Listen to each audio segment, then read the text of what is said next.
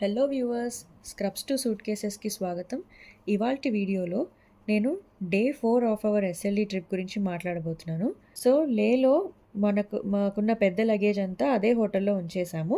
Only ఒక చిన్న suit కేస్లో కావాల్సిన ఐటమ్స్ తీసుకెళ్ళాము. నెక్స్ట్ ఈరోజు మేము highest point of our journey 18,310 feet above sea level Khardung La pass ఉంది, అక్కడికి రీచ్ అయ్యాము.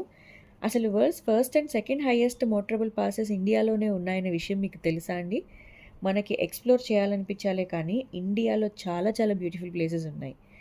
Next Khardung La is flooded with tourists అండి. అక్కడికి వెళ్తున్న రోడ్స్ గూడా అంత బాలేవు. అక్కడ ఆ ఎత్తులోకెళ్ళాక కొంచెం మా ఆయనకి మౌంటైన్ సిక్‌నెస్‌లా వచ్చింది. సో, కళ్ళు తిరుగుతుంటే తొందరగా దిగిపోయామింకా. బైక్ మీదే దిగిపోయాము. డిసెంట్ స్టార్ట్ అయ్యాక ఒక చోట మాకు బ్రేక్ తీసుకోవడానికి ఆపారు. సో, అక్కడ ఇంకా వేరే వాళ్ళకి బైక్ ఇచ్చేసి మేమిద్దరం బ్యాకప్ వెహికల్‌లో వచ్చాము. రిటర్న్ వెళ్తూ మంచి వ్యూస్ కనిపించాయండి.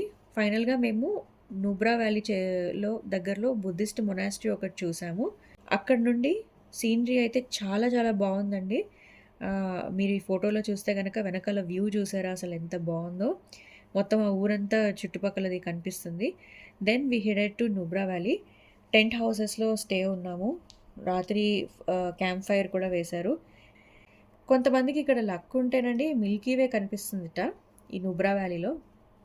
సో, మొత్తం ఆ రోజు మేము ఒక 130 కిలోమీటర్స్ ట్రావెల్ చేశాము.